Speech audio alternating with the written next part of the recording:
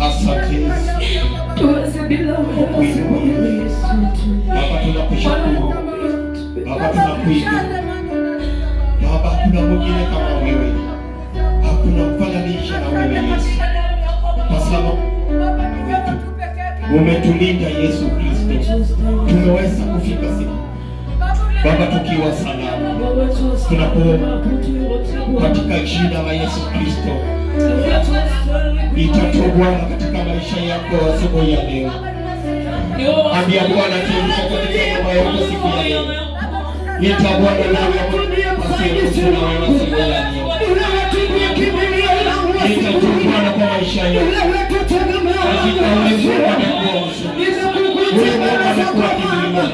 Utusaidie katika njia zetu, utusaidie katika mawazo yetu, utusaidie katika sahihi Baba, utusaidie tu Baba. Huduma hii inahitaji nguvu zako, huduma hii inahitaji mwongozo wako, huduma hii inakuhitaji, huduma hii inakuhitaji Baba, huduma hii tunakuhitaji wetu, huduma hii tunahitaji Masihi, huduma hii tunasema Baba, ushike mkono wa Yesu, ushike mkono wa Baba,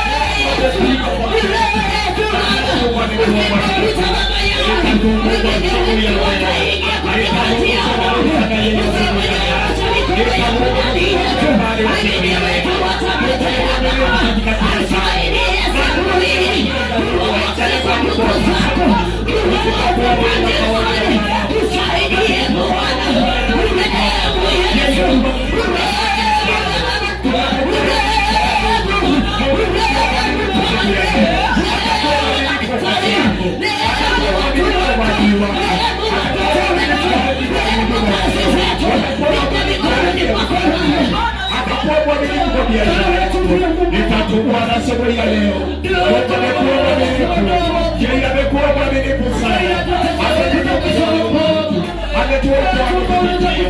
Ametupiganisha katika siku ya leo.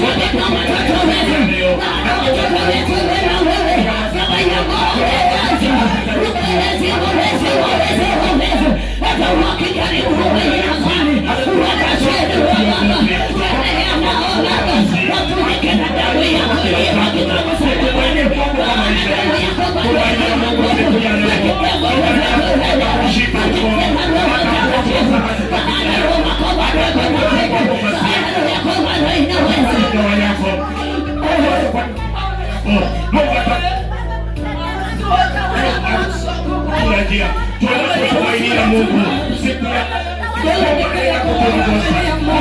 kutuelekeza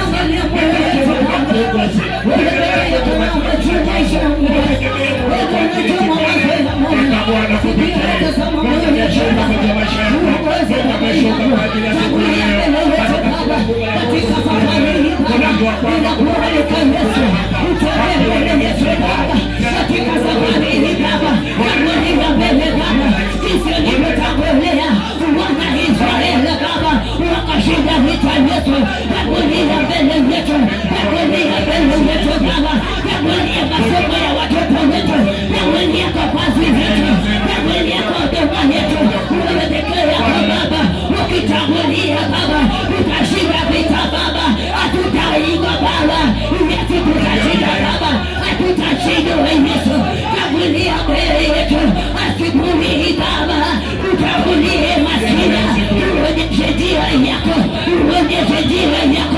njia ya wokovu, njia ya kuamini, njia ya kuvumilia.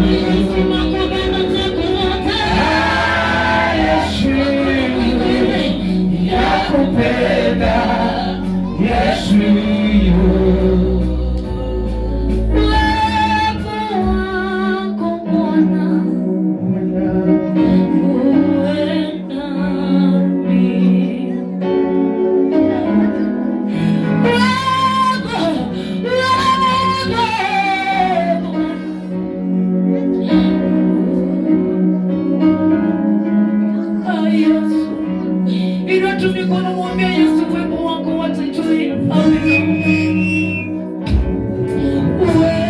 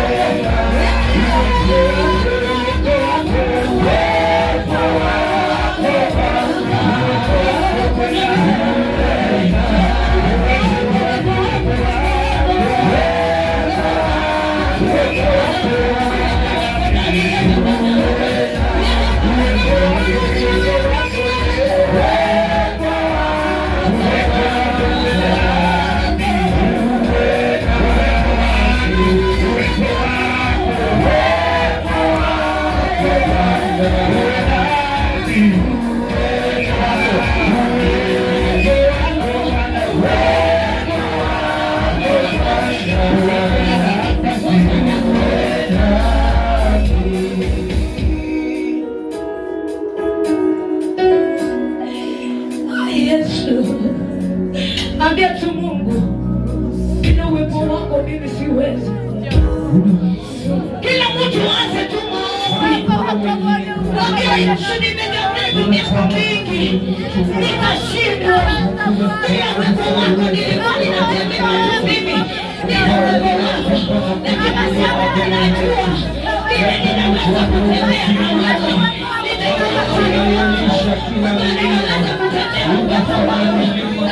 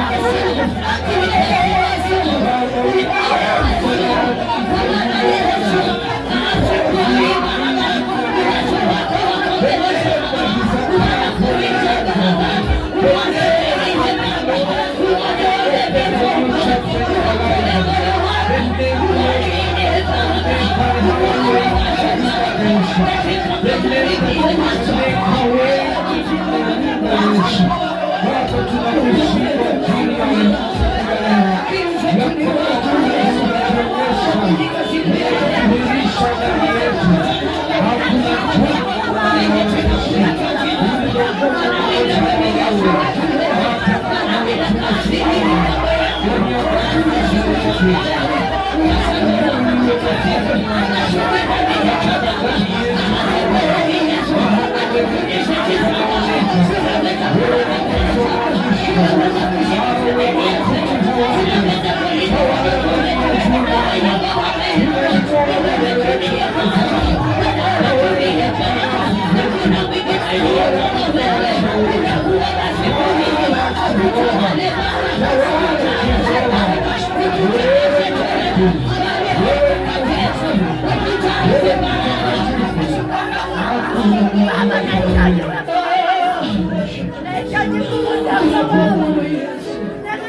katika maisha Baba, unisaidie katika damu yako Baba, ongea na mimi Baba, nitazame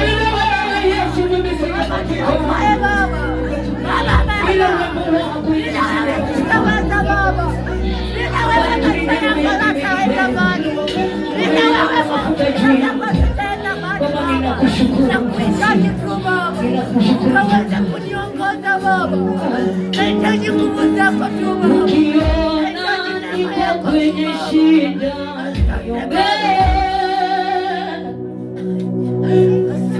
ndoa yangu imeharibikia, niombee. Ujue kwa maombi yako mimi nitasimama tena. Ujue kwa maombi yako nitabarikiwa. Ujue kwa maombi yako mimi nitasimama tena. Ujue kwa maombi yako nitabarikiwa. Ujue kwa maombi yako mimi nitasimama tena. Ujue kwa maombi yako nitabarikiwa. Ujue kwa maombi yako mimi nitasimama tena. Ujue kwa maombi yako nitabarikiwa. Ujue kwa maombi yako mimi nitasimama tena. Ujue kwa maombi yako nitabarikiwa. Ujue kwa maombi yako mimi nitasimama tena. Ujue kwa maombi yako nitabarikiwa. Bwana Yesu asifiwe. Maombi yako na yangu tukiombana, tukijishika mkono tutabarikiwa. Bwana asifiwe.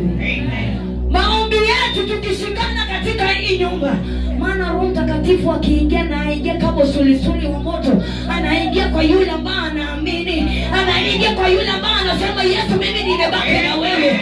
Lakini kwa maombi sisi wote tutabarikiwa. Amen. Haleluya. Haleluya. Tunaenda kumsifu Bwana.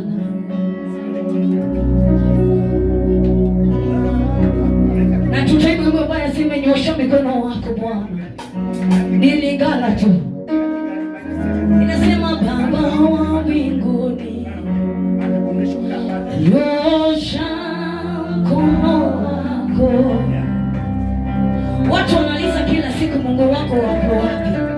Wakati hata umekosa chakula, umeenda kuomba, wanakuuliza kwani yule Mungu wako wapo wapi? Leo Mungu wako atajulikana. Hata katika kuomba kwako Yesu wako atajulikana. Cheza tu pole pole tu. Ambia shetani utanipata. Hata kama ninaomba sina kazi, niko na Mungu natembea naye ataleta. Baba wa mbinguni, nyosha mkono wako. Watu walisifu jina lako.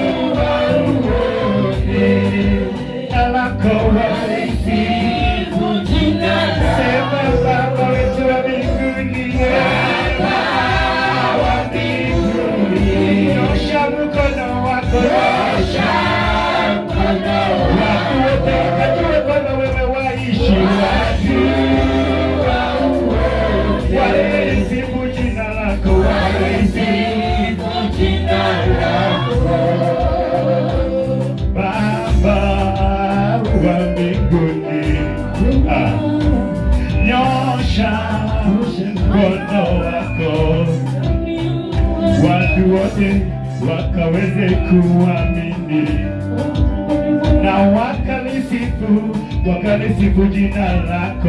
Sema Baba, Baba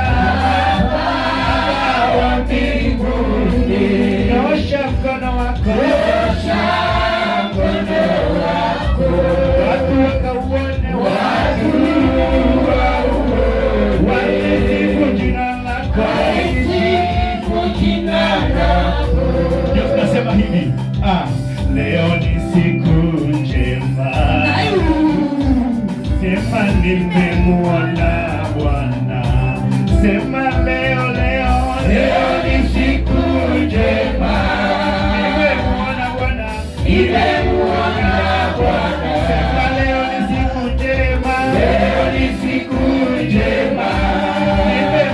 Bwana,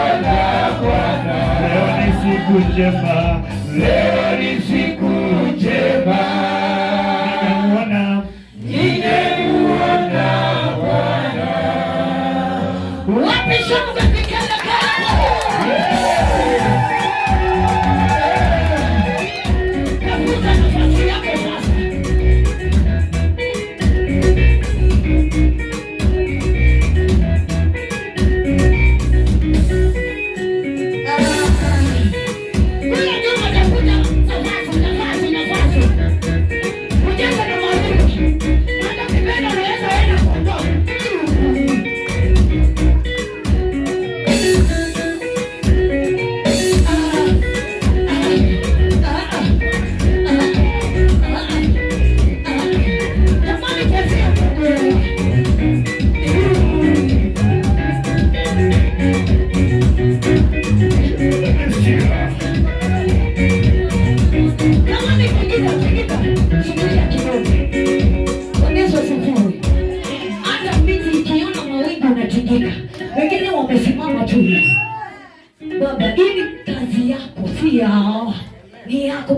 asifiwe. Ingiza hata kitu kidogo kama bibi, hata kama ujue, endelea tu hivi. Bwana Yesu asifiwe. Usisimame hivi. Ambia shetani hata mimi ninaweza kuacha.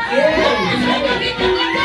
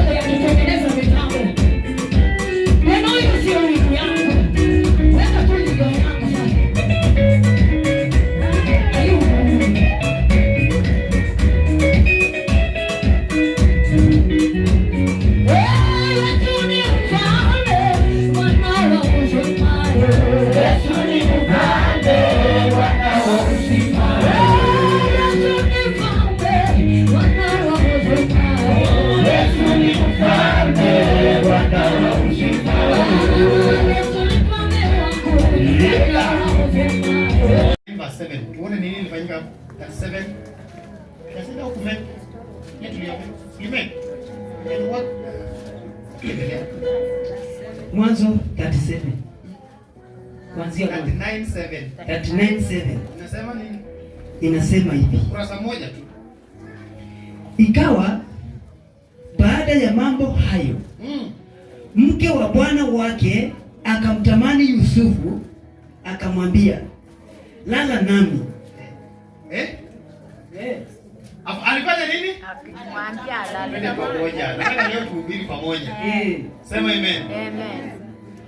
Bibi ya Pastor Rich alifanya nini? Alitamani. Alidimaya akaona hii kitu inakulika. Alimaya. Yes. Akaona hii kitu inaweza kuandika. Inaweza chunika. Sema amen. Imeiva. Alitamani. Amen. Amen. Sasa tunaona huyu hakuona wivu kwanza, yeye alitamani Kwanza. si ni kweli? Hakuona wivu, alitamani kwanza. Bwana Yesu asifiwe. Baadaye after tamaa Wivu ikaenda. Akademand. Unajua kuna watu, hata kuna wanaume hapa, akikutamani ukikataa ana demand by force. Kweli. By power. Yes.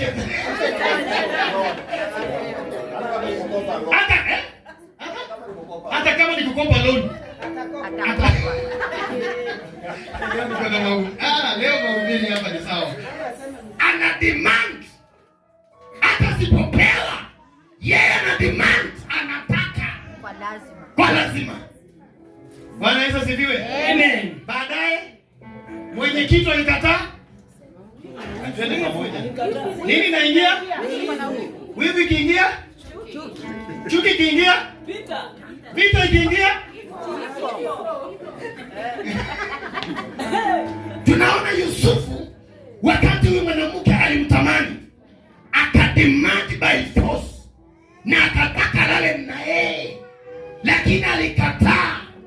Akasema Bwana wangu amenipea vitu vyote isipokuwa wewe, which means Yusufu kitu cha kwanza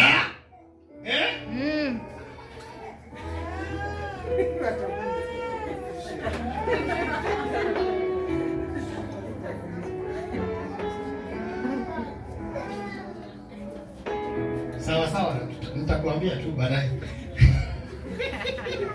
Kuna watu hapa akitaka kitu anataka, na ukinyima yeye anaanza kuona sasa wivu, anaringa nini, anaanza kutoa sababu.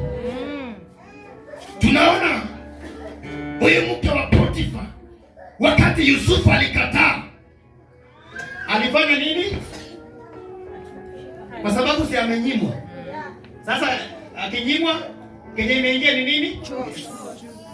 Baadaye akamchukia, si kweli? Akamfanya nini? Akachukua kitu kinaitwa expert.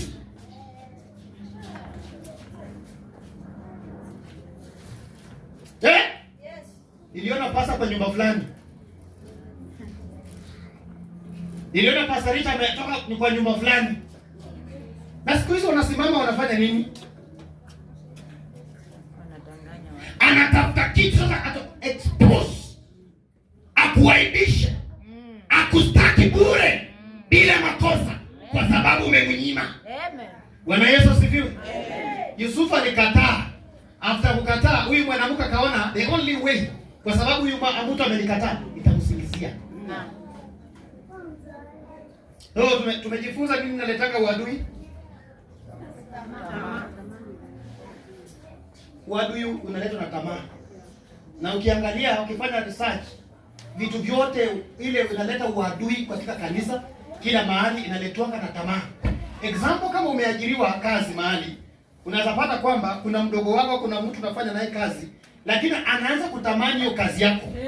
Baadaye akinyimwa hiyo kazi, anaanza aenda kwa kule mnaitwa Kitui. Sema amen. Mombasa. Sasa kwa sababu ameona wivu, ametamani na akaona wivu, anaanza kukuroga. Na kama akianza kukuroga, na wewe ukiwa umesimama ndani ya Mungu, kwa sababu Biblia inasema hakuna silaha. Yes. Hakuna nini? Hakuna silaha. Hakuna nini? Silaha. Itakayefanya nini? Why? Because wewe umesimama na Mungu. Hata akienda kwa mchawi, akienda kwa muganga, Bwana Yesu amesimama na wewe. Hello? As long as umesimama na Mungu, as long as unamtumikia Mungu aliye hai, hautashindwa. Hautashindwa hata siku moja. Hello? Unajua tamaa inaleta vitu vingi sana, inachangia uadui kwa watu. Yes. Hata unaweza kuwa kwa ploti, mnakaa kwa ploti, mama fulani, bwana fulani, ndoa fulani, umenunulia bibi yako nguo nzuri, na mama wa hiyo nyumba anainuka, anasema unajua kuna safari nataka tunaenda safari mahali, inaomba msaidie nguo yako hiyo. Alafu ukikataa na hiyo nguo, ana time wakati umeandika kwa kamba, kuchukua, anakata tu. Imeleta chuki, jaleta chuki, na imeleta dui, jaleta uadui. Imeleta. Sasa uliza mwenzako, ni nini umefanyia mtu yenye upendi kufanyiwa?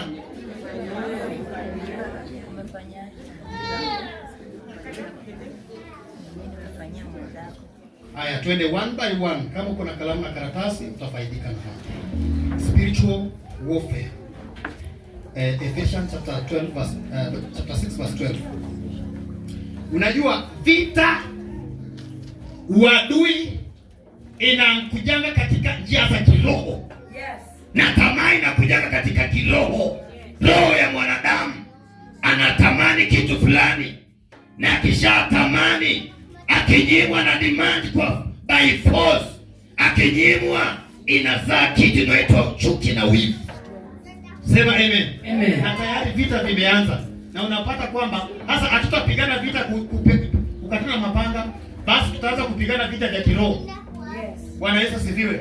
Sasa unaroga, kwa sababu mtu akikuroga, akuroga kimwili, anakuroga kiroho. Tunaelewana? Amen. Na mtu akikaanza vitina inaanza kazini. Bwana Yesu asifiwe. Amen. Are you ready? Yes. Wale wamepanga kinyume na wewe hawatafaulu. Amen. Twende na wewe ndugu yangu. Kitabu cha Waefeso 6:12.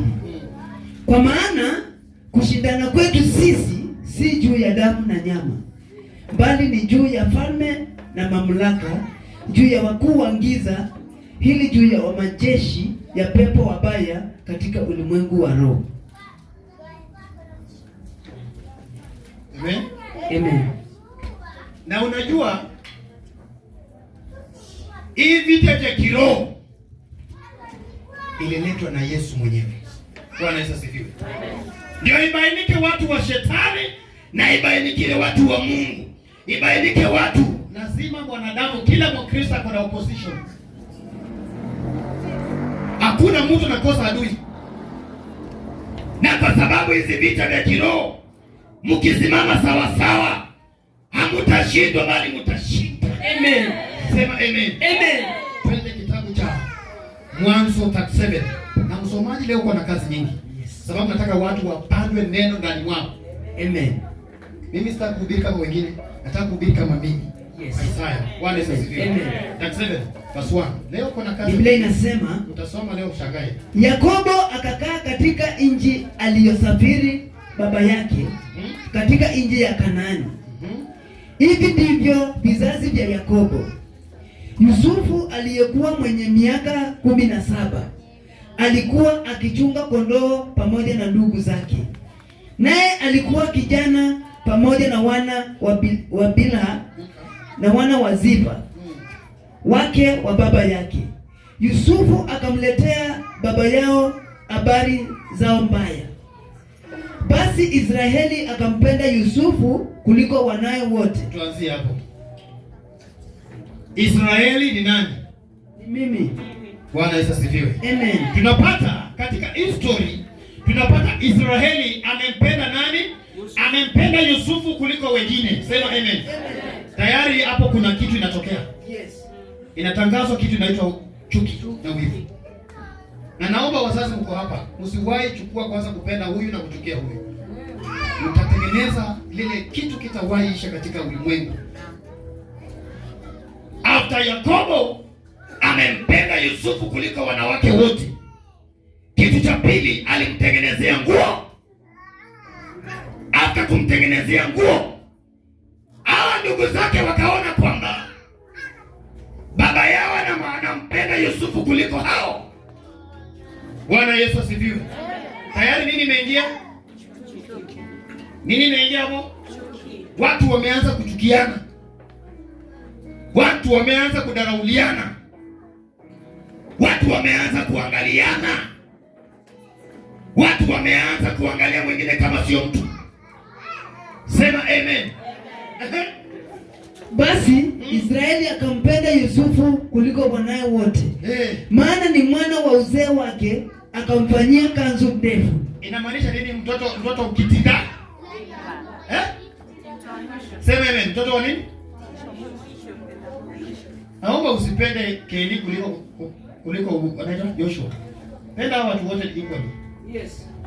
Kipenda huyu na hao wajue unapenda huyu, kuna wakati utaleta shida. Penda watu wote bila kujua, bila kubembeleza. Kama ni kivibogo weka wote vibogo. Mimi nikianza kuwachapa na chapanga mpaka nje.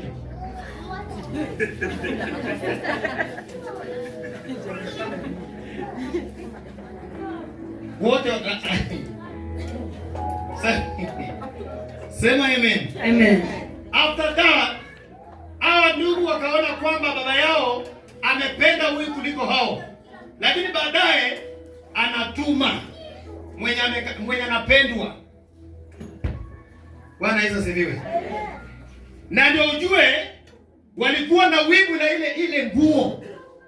Walisemezana na wakasema kwamba, mwingine akaongea akasema tumfue hizo nguo, tuchinje ng'ombe, tuchinje kondoo, tufanye aje? Tupake ndio tupelekee baba, tumwambie mnyama mkali amefanya nini? Kwa sababu ya wivu imeingia. Na kwa sababu Yusufu alikuwa anamjua Mungu wake, na kwa sababu ya ndoto yake, wivu ilikuwa imeenea. Bwana Yesu asifiwe. Amen. Sema amen. Amen. Somaji enda mbio. Mstari wa 4. Ndugu zake wakaona ya kuwa baba yao anampenda kuliko ndugu zake wote. Wakamchukia, wala hawakuweza kusema naye kwa amani. Yusufu akaota ndoto. Kwa Mungu, uadui imeingia. Wameanza kufanya nini? Kuchukiana. Yeah, because amependa mwingine, amekataa mwingine. Anashonea wengine nguo nzuri, wengine hawashonoi. Na hasa kitu imeingia mahali pale, uadui na uchuki imeshaingia. Akawapa ndugu zake habari, nao wakazidi kumchukia. Akawaambia, tafadhalini sikieni ndoto hii niliyoiota. Tazama, sisi tulikuwa tukifunga miganda shambani. Kumbe mganda wangu ukaondoka ukasimama. Luka, enda 15. Mtu mmoja akamkuta, naye alikuwa anazunguka katika nyika. Yule mtu akamuuliza akisema, unatafuta nini? Akasema, na watafuta ndugu zangu, tafadhali uniambie mahali wanakochunga. Yule mtu akasema, wametoka hapa, maana niliwasikia wakisema, twendeni Dobani. Basi Yusufu akawafuata ndugu zake, akawakuta huko Dobani. Wakamwona toka mbali, na kabla hawajakaribia wakafanya shauri juu yake ili wamue. Tayari ndio nakwambia, chuki kiingia, wivu kiingia, tayari nini? Kifo. Watoto wa Mungu, situhubiri pamoja. Tayari imechangia nini? Kifo. Sema amen. Amen. Lakini wakati watu wanapanga vibaya juu yako, kuna mmoja atasema hapana. Bwana Yesu asifiwe. Amen. Hapana. Hapana. Joshua ameanza kuhubiri. Wakasemezana wao kwa wao, tazama, yule bwana wa ndoto anakuja. Haya, twende tukamue na kumtupa katika birika mojawapo, nasi tutasema mnyama mkali amemla, kisha tutaona zitakuwaje ndoto zake. Reuben akasikia, akamwokoa katika mikono yao, akasema tusimue. Reuben alikuwa mkubwa wao. Yeye alikuwa at least na nia nzuri juu ya ndugu, kwa sababu alikuwa anaelewa kumwaga damu yenye haina hatia si nzuri. Amen. Kumwaga damu si nzuri. Lakini alikuwa anajua Yusufu ana makosa. Anajua. Anaelewa. Bwana Yesu asifiwe. Amen. Lakini kuna wengine roho chafu. Kuna wengine roho mbaya. Tayari wameshaingia na wamepanga shauri ya kumuua. Bwana Yesu asifiwe. Amen. Reuben akawaambia, msimwage damu, mtupeni katika birika hii iliyopo nyikani, wala msimguse, ili apate kumwokoa katika mikono yao, akamrudishe kwa baba yake. Ikawa Yusufu alipofika kwa ndugu zake, wakamvua Yusufu kanzu yake, kanzu ile ndefu aliyoivaa, wakamtoa wakamtupa katika birika, na hiyo birika ilikuwa tupu, hamna maji. Nao wakakaa kitako kula chakula. Wakainua macho yao, wakaona msafara wa Ishmaeli wanakuja wakitoka Gileadi na ngamia zao, wakichukua ubani na zeri na manemane, wakisafiri kuvichukua mpaka Misri. Yuda akawaambia ndugu zake, kwafaa nini kumua ndugu yetu na kuificha damu yake? Haya, na tumuze kwa hawa wa Ishmaeli, wala mikono yetu isimdhuru, maana yeye ni ndugu yetu na damu yetu. Ndugu zake wakakubali. Wakapita kidogo. Unajua wakifanya haya yote, ndugu wao Reuben hakuwa. Bwana Yesu asifiwe. Lakini wametengeneza ushauri, wakasema hakuna haja sasa kuua huyu mtu. Hakuna haja kuua huyu mtu. Kinyatakana tufanye sasa, itabidi tumuuze huyu. Tumuuze. Lakini nyote nikwambie, Yesu walimuuza. Lakini huyu mtu anaitwa Yuda. After Yuda na haya yote walifanya, kuna jambo lilikuja likatendeka kwa Yuda. Bwana Yesu asifiwe. Bwana Yesu asifiwe. Yuda alilala na mtoto na mke wa Kiswahili ni ngumu. Alilala na mke wa mtoto wake mkubwa. Kwa sababu ya haya aliwalitenda, ilisababisha, kwa sababu Yusufu mahali katika safari yake hakuwa na raha, pale alikuwa na taabu, hakuwa na kuwa sawa. Lakini nakuambia katika maisha ya Yusufu alisababisha, huyo alitoa haya, alikuwa anaitwa Yuda, alisababisha maisha ya Yuda yakakuwa mabaya sana, akalala na mtoto, yaani bibi ya mtoto wake mkubwa. Amen. Bwana Yesu asifiwe. Amen. Unaona sasa chanzo cha tamaa, chanzo cha wivu imeingia, imeleta vifo. Na unajua hii kitu imekuja paka mtoto wake alikufa mkubwa. Halo. Bwana Yesu asifiwe. Amen. Kuna jambo ukisoma 38 utasoma utapata mambo mengi sana. Genesis chapter 38 verse 1 ukisoma unapata story ya Yuda. Unapata kwamba huyu mwanamke alikuwa mjane, kwa sababu wajane wakati huo kuna manguo alikuwa anavaa, na unajua huyu ni mjane. Hauruhusiwi kugusa. Unapata kwamba kuna kitu kilitendeka mahali pale.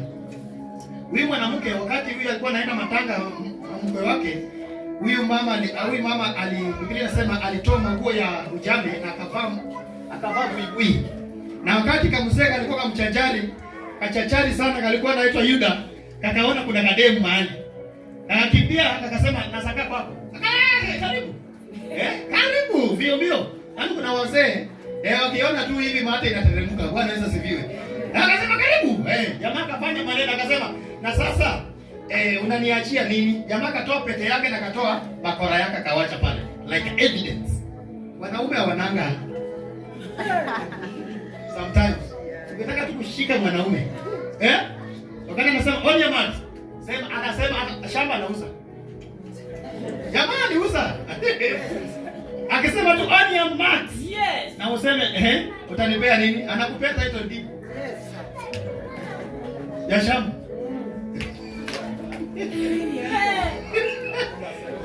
Kweli uongo baba? Malana yeye kwa kwana na unajua.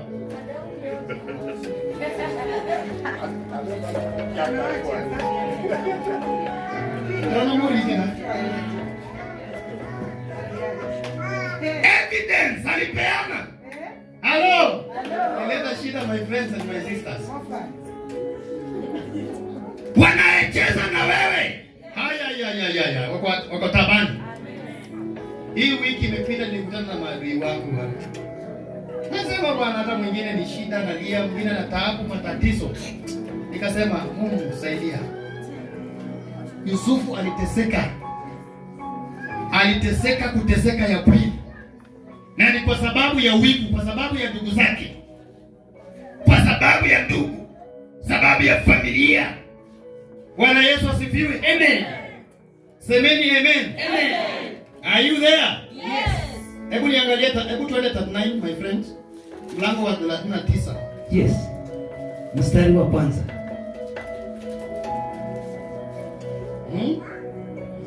Basi Yusufu akaletwa mpaka Misri, naye Potifa, akida wa Farao, mkuu wa askari, mtu wa Misri, akamnunua mkononi mwa hao wa Ishmaeli waliomleta huko. Bwana akawa pamoja na Yusufu, naye akastawi. Naye alikuwa katika nyumba ya bwana wake, yule Misri. Bwana wake akaona ya kwamba Bwana yu pamoja naye, na ya kuwa Bwana anafanikisha mambo yote mkononi mwake. After jamaa kuiuzwa, aingizwa katika nyumba ya Potifa. Biblia inasema vitu vilikuwa vinanawiri. Hiyo nyumba ilikuwa inanawiri vitu. Vitu vilikuwa vina faida. Baraka ilikuwa imejaa. Kwa sababu gani? Yule mtu ameitwa na Mungu. Hata apelekwa wapi? Bwana Yesu asifiwe. Hata na neema. Hata ukiuzwa na wivu yao, utanawiri penye utawekwa. Amen. Bwana Yesu asifiwe. Amen. Hata ukufanye namna gani hao maadui? Yes. Penye unawekwa. Bora tu usitende dhambi. Yes. Amen. Usifanye nini? Usitende. Usifanye nini? Usifanye nini? Dhambi. Tafadhali sema pamoja. Usifanye nini? Dhambi. Tunaona historia ya Yusufu from the beginning up the end. Hakuna mahali alifanya mabaya. Halo. Bwana Yesu asifiwe. Amen. Hata wakati aliuzwa. Yes. Niulize swali hapa, vijana wako hapa. Upelekwe tu kwa tajiri. kwa nyumba ya tajiri, uwekwe tu na bibi ya tajiri. Pengine hata sijui yule mwanamke pengine alikuwa na mambo mengine huko nyuma. Bwana Yesu asifiwe. Sema amen. Na kijana amewekwa kwa nyumba. You're the next command. Umepewa vile kitu, lakini ukaambia usiguze huyo. Lakini huyo naambia usiguze, ndiye amekuja umguze. Can I ask a question? Inana nazakataa. Pastor Rich, jamani, tuulizane leo. Tuulizane hao vijana leo. Mama ukiwa hapa, bibi ya Ruto bana amesema come, I am here now. Can you do something? Wewe na sauti wewe. Yes.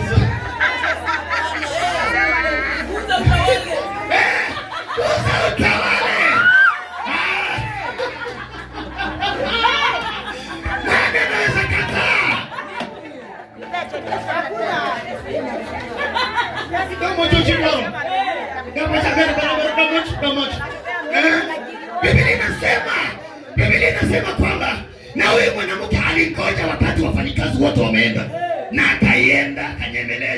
Biblia inasema Yusufu alikuwa mtu amemeremeta, kama mtu handsome, kama mtu kako sawa. Everywhere is okay. Sema amen. Yaani mwanamke alikuwa na meza tu mate. Utafanya nini? Utafanya nini? Hata nafaa kukavuka fupi hivi apite kwake. Jamaa anachapa tu kazi. Hata akivaa miniskirt akipita kwa Yusufu, jamaa anapenda hajachapa tu kazi. Kuna wanaume hapa. Nyuki ipite mbele yake. Ndio unapata wanawake wengi, wanaume wengi ndio wanagogoana na gari. Kwa sababu kusimama anaanga. Yani concentrate na kile Mungu anaweka ndani yako. Concentrate bwana. Wafisi wako hapa. Yusufu wakati mke wa Potifa anapita, akivaa miniskirt, ana concentrate na kazi yake na duties amepewa. Hata kama amevaa towel, I don't care. What I care is my duties. Lakini kuna mtu hapa akiona hivi anapotea, akili inapotea, anasingana macho, anasupa watu kimwili.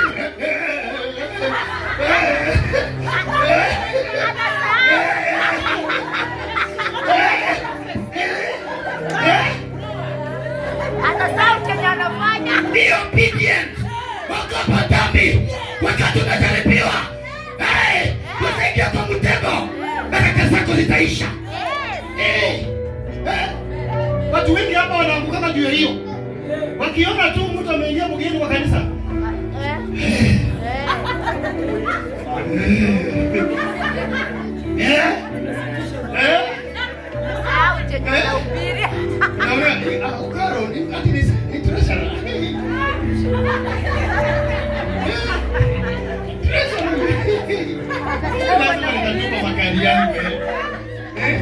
Hawa kipenda hivi, baada mtu asema baba, anaongea anafunga macho moja anaweka.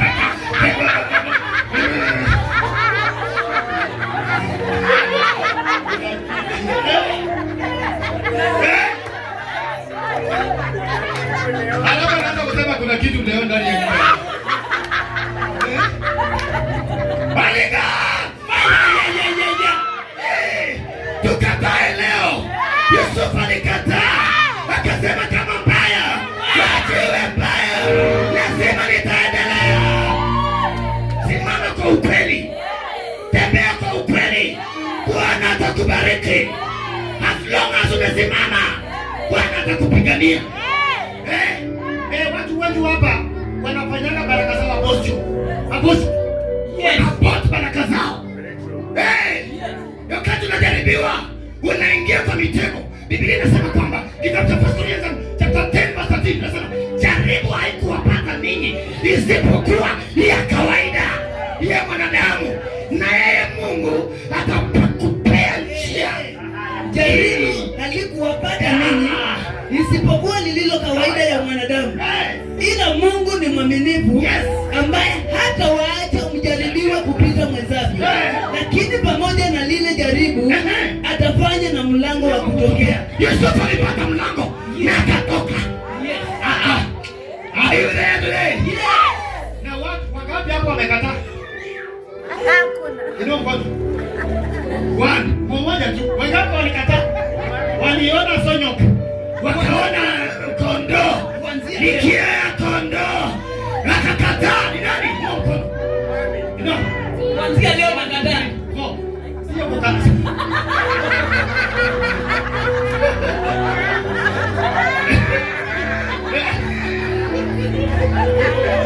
Kuanzia nasema kwa sababu utakwenda maswali peke yako kwa nyumba.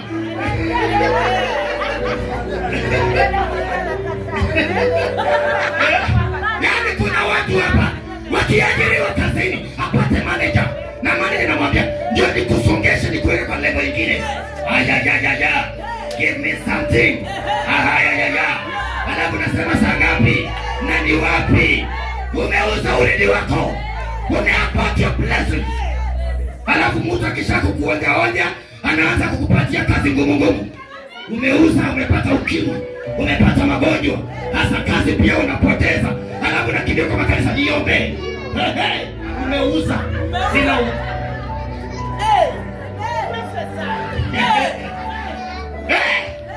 ni nani hapa alikataa? Akakataa akasema hapana. Mimi ninamtaka baraka zangu za ukweli. Ni nani?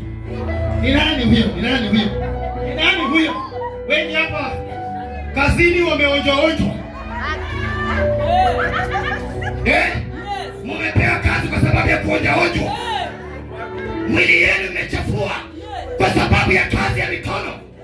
Nani huyo hapa alikataa? Kanisa imenyamaza. Huyo alikataa. Jamaa alikwambia, wewe kuja mimi nitakuajiri. Kuja kwa nyumba yangu sana. Alafu anadanganya bwana yako. Kuna kazi nyingine tunapata ya outside catering. Yenyewe ni outside catering. Unaenda kukatering huko. Today, if you're here, now we commit that one.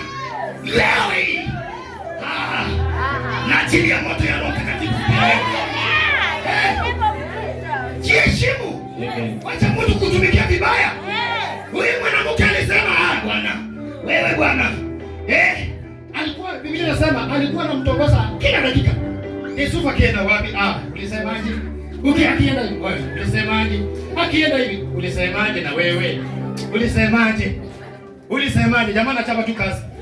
Anasema Bwana wangu ajui hata kile kiliwekwa ndani yangu. Alinipea vyote ya kumiliki, lakini alisema wewe